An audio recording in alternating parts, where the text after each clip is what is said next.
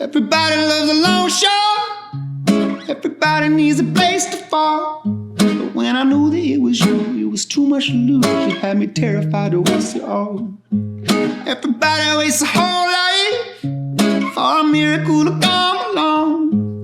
Am I bound for redemption or all of your affection? Cause I ain't gonna cut and run. Baby, I just can't help it. Every time you're near, getting me so connected. Tell me, do you feel this the way I feel? Everybody, my name is Bear Rinehart. I'm in a band called Need to Breathe. I'm also part of a solo side project called Wilder Woods. Welcome to Creator Sessions. Tell me, do you feel this the way I feel?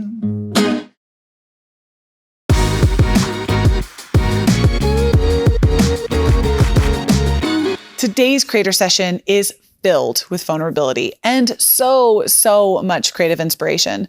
Bear Rinehart is the lead singer for the Grammy-nominated rock band Need to Breathe. And during this creator session, Bear performs with an acoustic guitar and those crazy big vocals that he's known for. Most of you are probably familiar with Bear from Need to Breathe, but today he is performing and talking about his solo project, Wilder Woods. He joins us from his home studio in Franklin, Tennessee, and talks about his creative process, how the pandemic has influenced his creative output, his solo project, and why exploring that was so important, and a whole lot more. This one is the one to watch, friends. Bear Rinehart, everyone, here on Creator Sessions.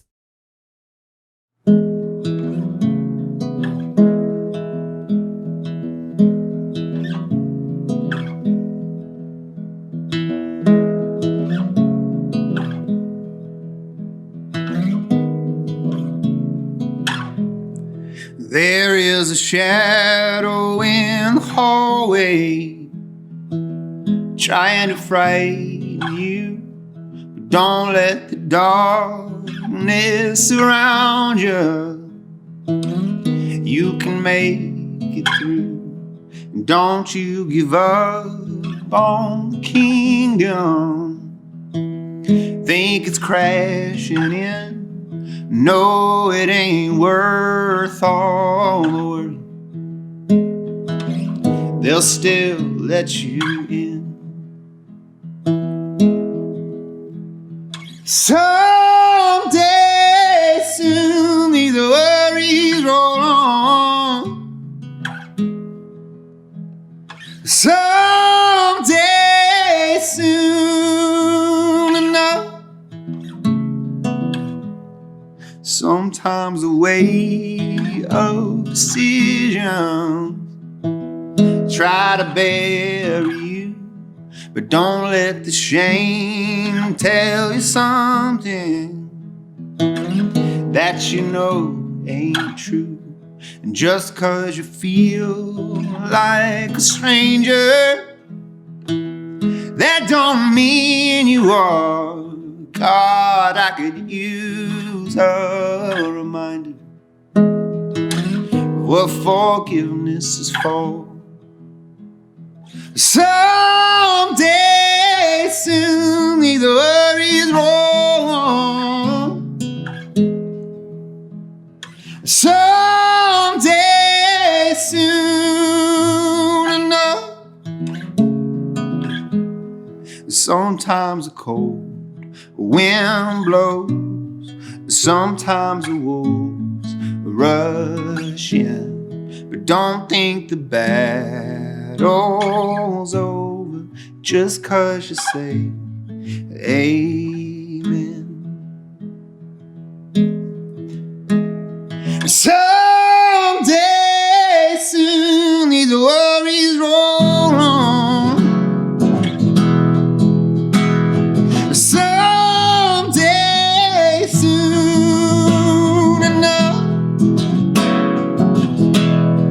Sometimes the cold wind blows, sometimes the wolves rush in, but don't think the battle's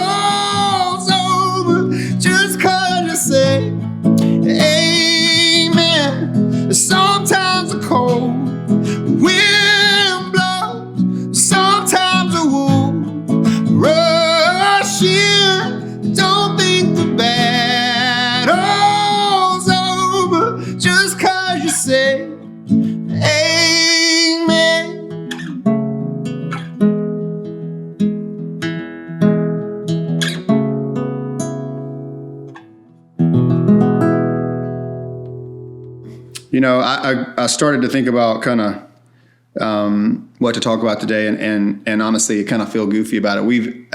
I grew up in a really small town called Possum Kingdom, South Carolina, and people think I'm joking when I say that. It's a real place, and it's what you would think. There's about 50 people, one stop sign, country store, and so I don't have a lot of things I learned about writing music or being in music or being creative from someone teaching me. It's really been a long, sort of embarrassing journey of falling on my face over and over, and so I'll share some of those stories with you, and just see where we go. Wilder Woods is a project that I really was exploration and creativity for me. I'd been in a band my whole adult life, really, 20 years before I decided to make a solo record. And when you do that, most people are asking you like, sensible questions that I didn't know how to answer. How are you gonna, what do you want this to sound like, or what do you want it to look like, and all those things. And in some ways, I'm super proud because the goal was to just finish the project.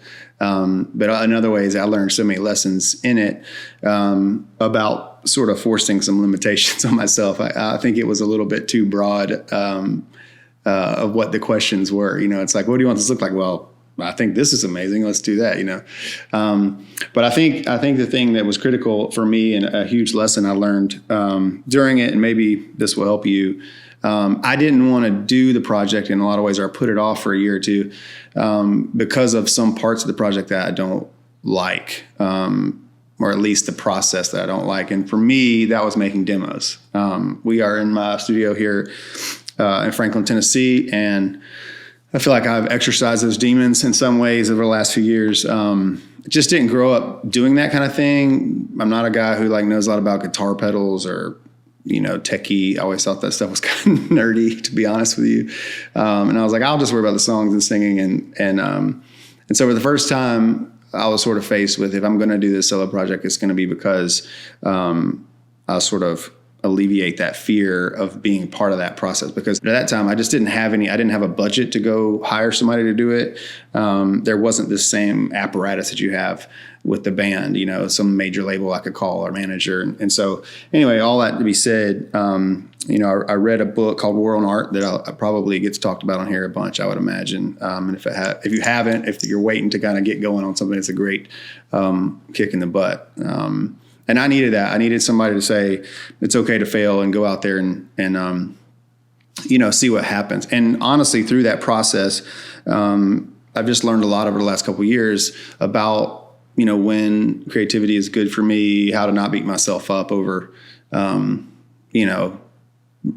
writing a song that day that I didn't dig or whatever. So we'll get more into that. I'll play another song from Wilder Woods record. It's called Feel.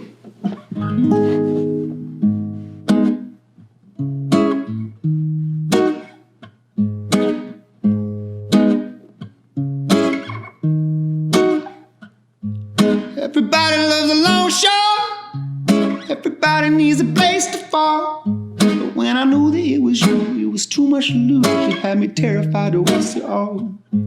Everybody wastes a whole life for a miracle to come along. Am I bound for redemption or all of your affection? 'Cause I ain't gonna cut and run. Baby, I just can't help it. Every time you're near, you're getting me so connected. Tell me, do you feel this the way I feel? Maybe I'm wrong for saying, but every time that you walk in here, I wanna make a fool's confession. Tell me, do you feel this the way I feel? I could be a long shot, I could be the place you fall. Aren't you tired of projecting all of my affection? 'Cause I ain't gonna cut and run.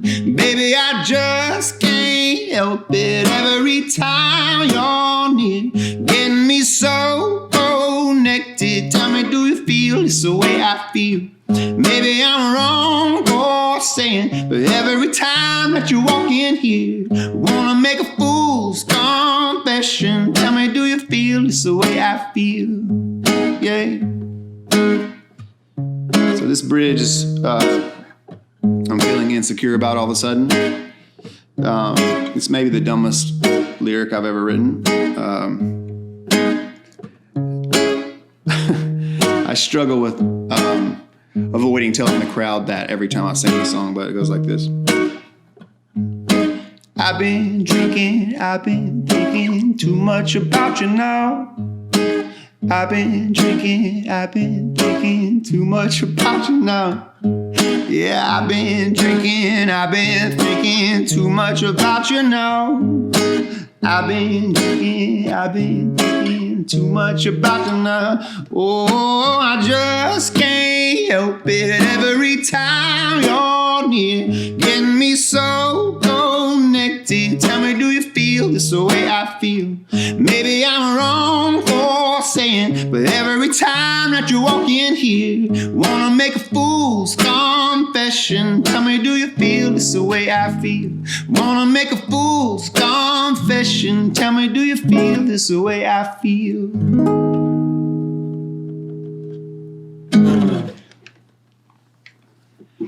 I wrote that song with some other guys, and I don't know how everybody out there feels about it. I think for me, growing up, the idea of co-writing or collaborating, it was one thing to be in a band with people that you always collaborated with, and they knew you and all that. But the idea of writing songs like they do here in Nashville, where you go into a room with somebody you don't know and come out with whatever's going to be on your record, just seemed bizarre and foreign to me. Like, how could they know what you're trying to say, and how could they?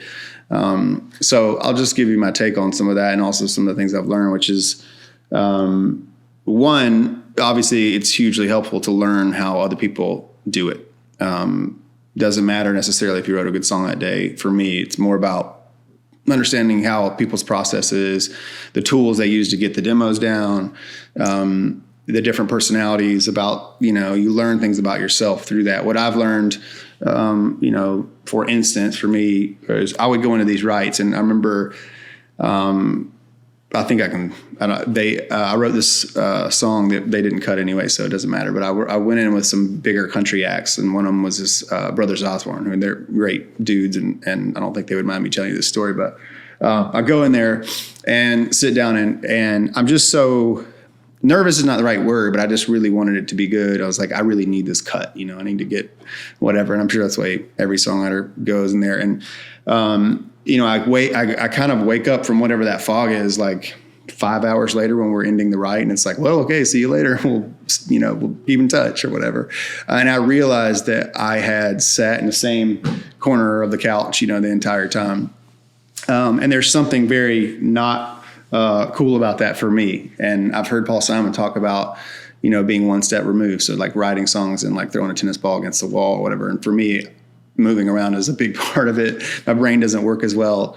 So sometimes I have to kind of get out of the writer's room or the place I'm in and not take it as seriously. I think let the universe speak, I guess. And that's a good lesson. I mean, I've been doing writing, for 20 something years. And I would say in the last year is the first time I really forced myself in a write to get up and walk around the room and pace and, ask a question unrelated to the song and just really get my mind working in different places. I think any sort of creative thing, it can be too narrow. I also think that, it's important, I think, as an artist, to know what it is you're trying to say. And that takes so much personal work. The work doesn't stop even when you aren't well.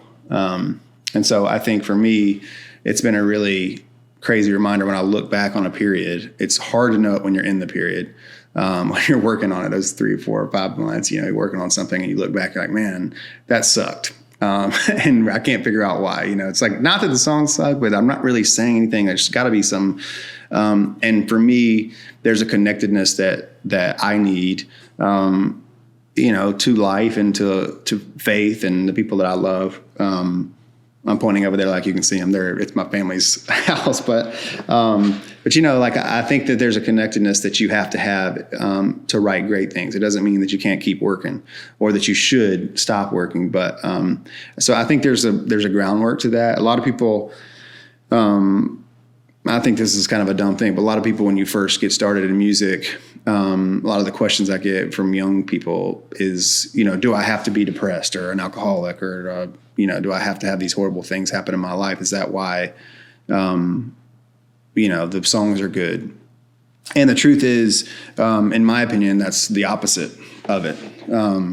I think there's a vulnerability that you have to have, much like, let's say your first kiss. It's probably not that great of a kiss, to be honest with you. But it felt like it because you were so available in the moment. And I think that's the thing that we kind of lose as writers and as people as time goes, is like that childlike sort of wonderment. You always think of that thing as the most epic thing. It's going to be the first time it happens and whatever. And it's really hard to keep that sort of spirit, I think, going into writing a song on a Tuesday with some people you don't know, sit down and whatever. So I think if I have an encouragement for you, I guess, more than a lesson, is to say, really believe that every experience creatively and every endeavor can be sort of life-changing for you and the people that hear it. That gets incredibly exhausting to think, and you can't have that every day. And I certainly don't feel like that's the reason you should not go in if you're not feeling up for it. But I do think that there's something about that when you're in a room with somebody who believes and somebody who has the enthusiasm, better things happen.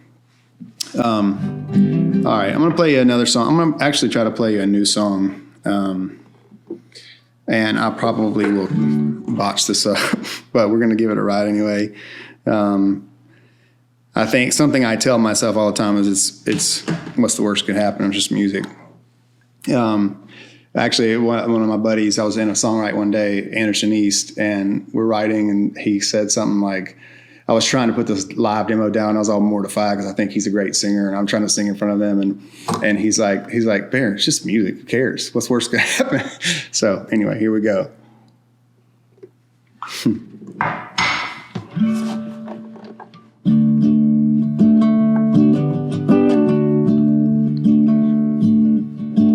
Bow your head and victory, lift your eyes up in defeat.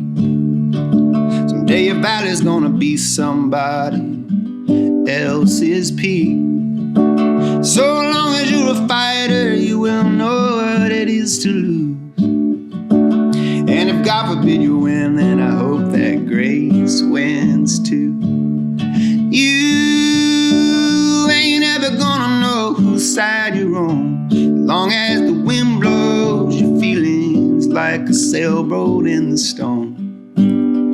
Time will drift you far out on your own. So take out your map and put your finger on the place where you call home. Where you call home.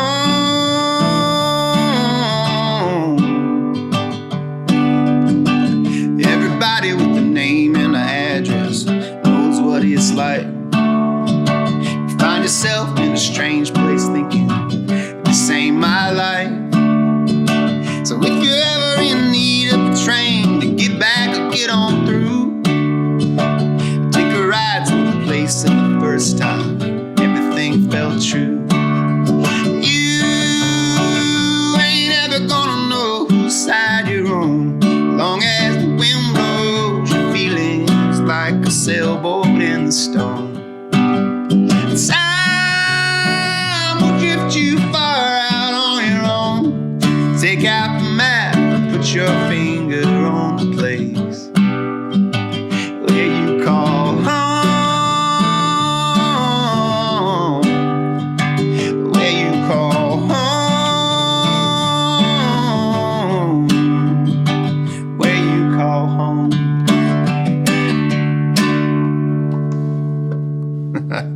Still working on the bridge on that, so I won't give that a ride yet. But thanks for listening to that. I appreciate that. Let's see. One thing I want to talk about, which I don't know what kind of art you're in or what sort of creative endeavors you're involved in, is performance anxiety. And for me, that's been a kind of a battle for most of my career. And you would think, like somebody who obviously has been doing this for 20, 25 years, you'd think I would have gotten over it by now. I really haven't. I would say I've gotten some tools that maybe kind of help keep it in check a little bit. And so I'll go into some of those, and then just see if any of that's helpful for you. I think, one of the hard things about it, I think, is identity. And that gets into like being some of the psychology stuff. And I'm not qualified to do that. So I'll stay on the peripheral of it. But I think that for me, a major hindrance was I always felt like that it was life or death. I performed like it was life or death. I went on the road like it was life or death. I wrote songs like that. I just was in constant struggle. And when you really unpeel that, you're getting to the fact that you're giving a lot of other people power over you, but not only you, your art too. And I wanted, I wanted so bad to win, whatever that means, that I was just really, any audience that I was looking at, I really had this breakthrough at some point. It was like, man, I'm giving them all the tools that I have, to just say, I don't dig this or whatever. And most of the time, like all of us know, perception and reality are totally different things. And you get off stage and you feel like you've made 90 mistakes and really no one heard any. And, so you're just looking at one person in the room and they're distracting and it feels like they're not into it. So we must have sucked, So I would say for me, the first thing was really trying to ground myself in that idea of I'm here to perform. And I believe in myself, but certainly the outcome of this doesn't really affect me. What affects me is the preparation. I think for me, it was easier for me to really start thinking about like, look, if I've rehearsed and I've done the hours that I had to give to this and my whole life has been devoted to this, I'm ready. And if I'm not ready for some reason, it was out of my control. And so that's been, to me, super helpful. Another thing that's really helpful to me are these like sort of mind games about trying to get one, removed. And I think for me, lyrics have always been a challenge. And you would also say, man, you should have done like fill out a sheet about like what you're good at before you became a musician. I would never have been in this job. So who knows? But I think for me, lyrics have always been an issue. And I just cannot, I can't remember my own lyrics, can't remember somebody else's lyrics. I mean, I've turned down so many opportunities when it comes to like, hey, why don't you get on the stage with us and we're going to cover Tom Petty or whatever. And I'm like, I know that Tom Petty song, I've heard it 100 times, but I just don't know the lyric. And I'm going to have to go up there and feel all nervous, look at my hand, write the lyric on there. So one thing for me that's been helpful, which is kind of crazy, and I would not suggest you lean on this all the time, but is sort of trying to find your way into that flow that you have on stage. I think insecurity, fear, those things crop up and they kind of get you out of it. There's noise in your head about what you're doing. The best parts, of being on the stage for me are when I forget where I am. And, I really don't know of the time and the place, and I don't have concerns. It literally is like driving home when you're tired and you get home, you don't know how you got there. It's a lot like that in the performance. That doesn't mean you're not present. It means that you're ultimately present. But one thing I have figured out is when I do feel that way, and I feel it coming on, like, what's the second verse? Oh no, we could be I've been in front of 20,000 people in a festival and totally blown a lyric on a song that they know better than me. And there's not much more embarrassing than that. But I have learned that if I will take my mind off of that fear and onto something else. And so some things, when I was playing clubs, one of the things I used to do is I would look at the exit sign over the door in the back and then count the corners of the letters, which I should know by now how many corners that is. But just an exercise to get me off of, this moment of the fear, just kind of like back away from it. That sounds totally hippie and weird, maybe to you, but it's been super helpful to me. And saved me in some really, critical situations. I will say, it's more than just, I'm a little bit scared to go on stage or those kind of things. I think this identity thing that we've talked about, or that I was talking about, it can be so crippling. I think beyond just your art, it can really sort of creep into your life. And that happened to me. I went on tour. My band went on tour with Taylor Swift. This has been years ago, 7 or 8 years ago. And so all of a sudden we went from playing 2,000 or 3,000 seat clubs and things like that to playing stadiums. And, you're in Cowboy Stadium, and there's, I was not, as it got bigger, it did not get easier. I was giving even more power to other people, and it felt like there were more people to give the power to. And it ultimately became debilitating because I couldn't see the positives in myself. Therefore, I couldn't see the positives in the people around me, in the band and the crew. And it was always about competing and just getting a little bit better. Maybe we can win tonight if we do this. And, you may not struggle with that, but for me, I think that was an inner deficiency more than anything that was happening on the stage. And it really kind of wrecked some things with our band and me personally, and ended up having to kind of like push a hard reset and go off the road for a while. So don't do that. I play a song. This one's called Sure Ain't. When I was working on the Waterwoods project, I was really just taking writes with people that I didn't know, because I was kind of asking our A&R guy who was working on this, like, I just need some new people, young people, weird people. It's people that don't do what I do, because I've been making this music in a band. And I think that is one of the best parts about this whole process for me. And so I would encourage you, if you're in that, whatever that means to you, it's just, I think we get really good at our craft, and probably what keeps me motivated is seeing younger kids doing it and how they approach it. Doesn't mean I think they're better than me. Maybe they are, but there's a different way, and so anyway, I think those resources are huge. And for me, sort of broke me out of some stuff I was doing and really opened up a different world of music for me. Music that I already liked, but that I didn't know how to play, if that makes sense. And so I'm going to do one off there. It's called Sure Ain't.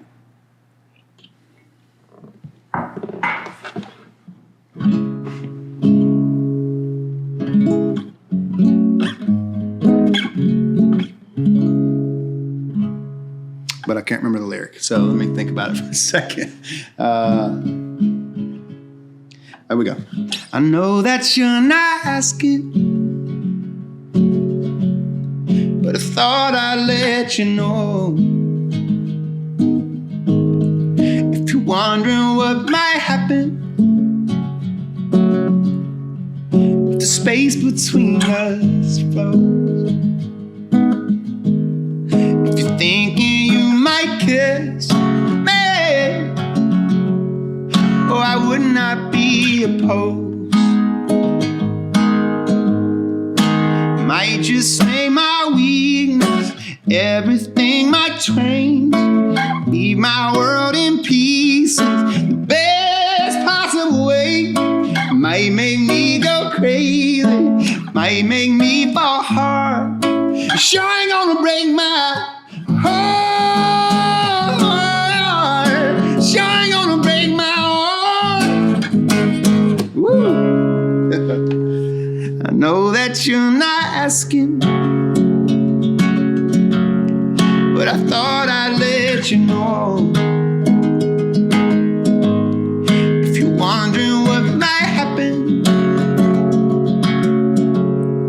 the space between us close. Thinking you might kiss me, oh, I would not be opposed. It might just show my weakness, everything might change, leave my world in pieces, the best possible way. Might make me go crazy, might make me fall hard. It sure ain't gonna break my heart. Sure ain't gonna break my heart. Might have sang the first verse twice, but don't check. Yeah, that was fun. That's I think it's a something I learned a little bit from this process. There was a singer, Jim James, who's with My Morning Jacket, and I really would go into these sessions. And I feel like from that found a little bit of something in my voice that I didn't know was there. And a lot of it, I think they use a lot of reverb on their vocals and those kind of things. And so there was always this feeling of like this, I would normally say, you know, that I'm not asking, you know, just obviously I have an aggressive, loud voice. But it really, like going back to some of the 60s singers and really especially Jim and listening to the way, if you sang softer, it threw in the reverb. And you can kind of hear the reverb, I think, in this room when I shortened the phrase at the end. So, you know that I'm not asking. Let it kind of speak, you know, but I thought I'd let you know. And I think that was a real breakthrough for me, because I don't do that a lot with Need to Breathe, but with Wilder Woods, it's kind of a new way to approach songs. And also it allows the music to be a little softer, and it allows just some different things to kind of open up. So for what it's worth, I dig that. I want to talk about songwriting in the loosest sense, because I'm really careful not to say I feel like I'm learning something every day about songwriting and what my process is. When I got into this 20 years ago, I had no process, but I also had a great deal of limitations that were natural. Like I only knew how to play 5 or 6 chords, and the language wasn't great, and I didn't really have like, I don't think I really knew kind of how song structure that well. So it was always like very classic song structure stuff. And in a way, when I look back at that, I go, man, I was able to write some really good songs, even though I was kind of a crappy songwriter. And so I'm saying all this just really carefully, because I feel like, I don't think songs are supposed to sound like effort. I feel like they're supposed to sound like talking and communication, and however you get that feeling across is important. There are definitely more technical ways to get the feeling across, but for me, it's always been simplifying has always been really important. So saying all that, when I'm going into this songwriting thing, I hesitate to kind of like put anything, you know, nails in the ground or anything, because I feel like nails in the ground, I don't think that's a phrase, stakes in the ground, but just you know, so take this with a grain of salt, I guess, which I'm sure you do because you're creative. And, but going into it, I've really realized something. I've learned something, I think, from Nashville, which is that, you know, if you're writing a song in a day, if you don't know what you're writing about, you have no chance. Or at least it's a 1 in 100 chance. It's so abstract, you know? And so when you go in with writers here, it used to be with a band, you just kind of like messed around with the song and played the sound for a while, and then maybe that'll turn into something. Or instead of, you know, in Nashville, it's very title driven.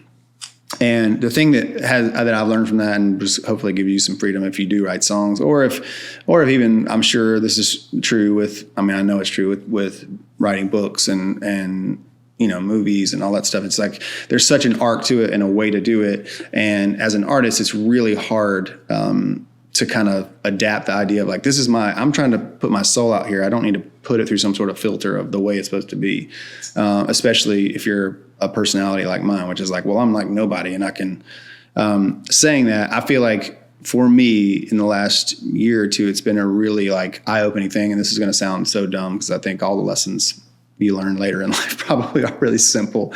But it's not, I had to learn the process from some really good people who have honed it over the years in order to know how to break it on my own in the ways I want to break it. And I think that's just encouragement for you to say, like, you're always going to know, trust yourself. You're going to know if it's you. You're going to know if it's coming from your gut. You're going to know if what you're putting on the page is your story. You're going to know if it's real. And so don't defend against outward sort of things. Just get tough enough when you realize it and somebody in a room says, I don't like that because, you know, that second verse, that doesn't make sense. And you can still say, it does to me, you know, and walk away. It's okay. So I think I kind of learned to go into a writing situation cautiously, but also optimistically. I think the best attitude you can have, and I've learned this from other people really, is this, that, man, somebody might say something in any given moment in the next 6 hours that will change the arc of all of our lives that are sitting in that room. that seems incredibly naive in one way. In another way, it's like it's actually the truth. When you hear back to how songs happen and how books happen, how, letters get written, speeches get given, a lot of times there's a spark in there creatively.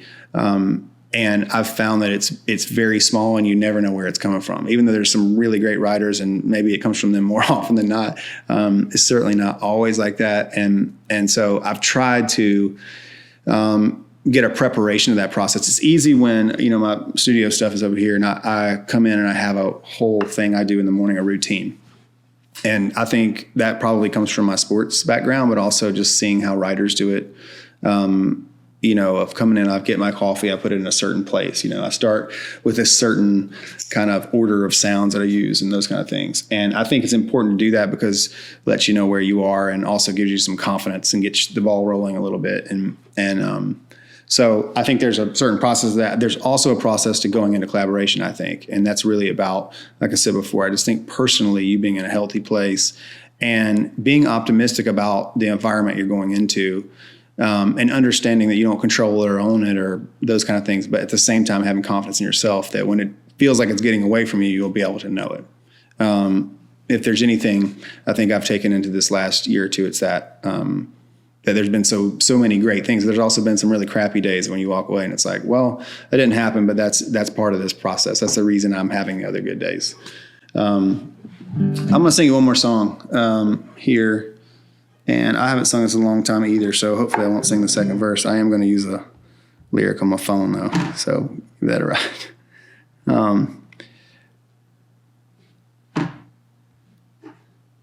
Okay.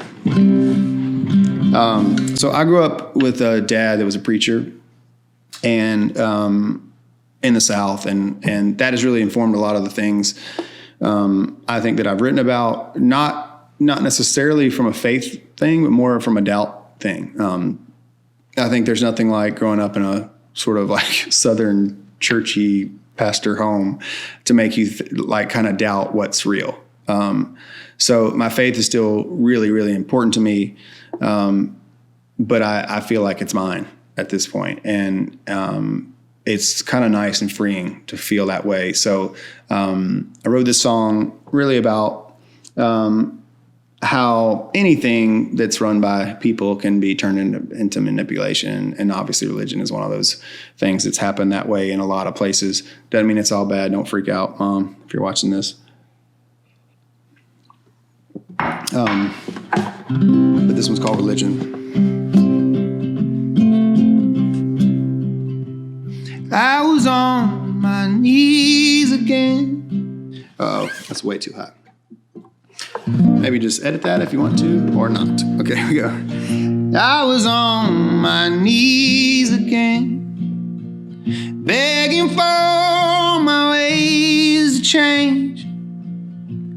But the truth I uncovered, the pressure I'm under to please you has gone away. You're a temptress, you're to blame for the guilt I can't displace. Though there's winters and summers and so much has changed, you're the fortress for my shame. I was born in the shadows of preachers and saints, and I was raised in the house of God. But the blood on my lips, the dirt on my face is all religion I've got. Yes, all the religion I've got. I was lost inside her arms, trying to climb my way back out. But it ain't what you got, the buildings you bought, that'll save you from the sound. 'Cause she's a needy harlequin, built by greed and selfish men. Though it's easy to love her, for all you discover, she is bound to fall again. I was born in the shadow preachers and saints. I was raised in the house of God, but the blood on my lips, the dirt on my face is all the religion I've got. Oh, it's all the religion I've got. Whoa, whoa,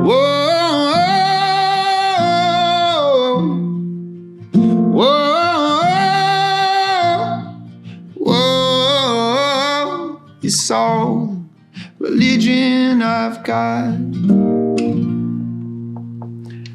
Thank you so much for hanging out. My name is Bear Rinehart. This has been Creator Sessions, and I hope I said something in there that's helpful. I'll leave you with this thought, which is that what's running through my mind right now is maybe I didn't say anything that anyone could use, and maybe I am not a good songwriter, and maybe all those things. One of my favorite books is a collection, really, of journal entries and letters and stuff from Steinbeck,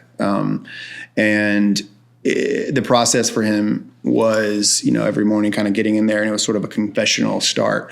And almost all of his, while he's writing Grapes of Wrath, which obviously we all know what that ended up being, were like, I can't do it. I don't have enough. I'm not creative enough. I'm not smart enough. I don't have the words today. I don't blah, blah, blah. And at the end of those journals, a lot of times it would be just, but here we go. And I think that's really inspiring to me. I think about that a lot. I read those a lot because I feel like no one gets to hear your art if you can't have the courage to make it. And so I hope that helps. I hope that you have an awesome day. And I love you, and we'll see you soon. Whatever you do. Peace. I just want to repeat that. No one is going to hear your art if you don't have the courage to make it. Bear said a lot of profound things in this creator session, but I want to share something that he said to me when we spoke because I just wasn't expecting it.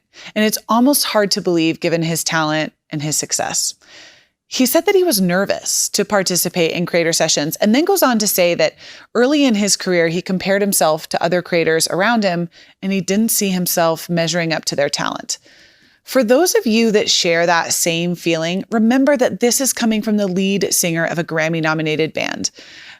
I am grateful that he didn't let his anxiety stop him from creating and pursuing this career, because I think there would be a void without it. And I bet the same is true for your art. As always, thank you for watching.